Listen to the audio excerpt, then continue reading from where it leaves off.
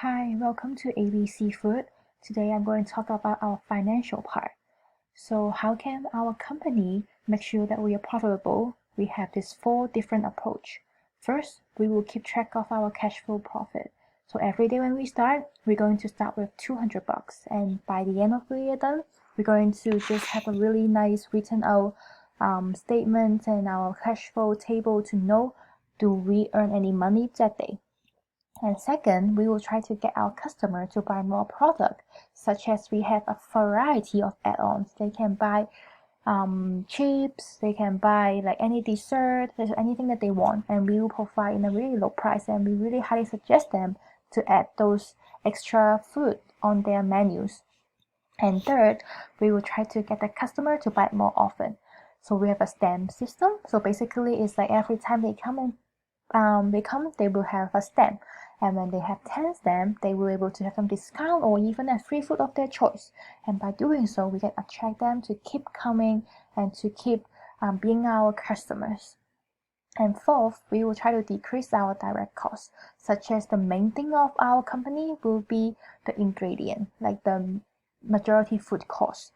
And we purchase our ingredient in bulk from some big company, not just Costco, but a place called Chiefsong. This is a really great place that they have a wholesale packing and a good sizing in a really good price that we're able to buy in bulk. We're going to lower our cost. And our next slide is about our setup costs. Basically, I divide into three main categories, such as the first one is the setup cost. There's so many different small details, but we count that basically the majority total will be $73,000, and the majority of the money that we cost will be on our equipment and our opening inventory, because these two things is like what make a seafood, like a food restaurant, is able to run. And also we know that the license is really important as well, because license is how a food company or food industry is really be looking at, and the rent where we're going to stay at place, and also the advertisement that we get it out and let people know about us. And second is going to be about our cost. We divide into fixed cost and variable cost.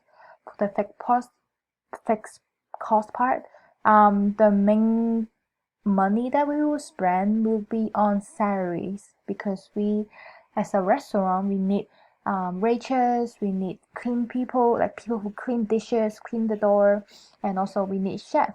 And this is like the majority posts that we have, and by paying them really costs us many money. And also we spend money on our tools, such as like our plates, our the things that we need to operate the restaurant.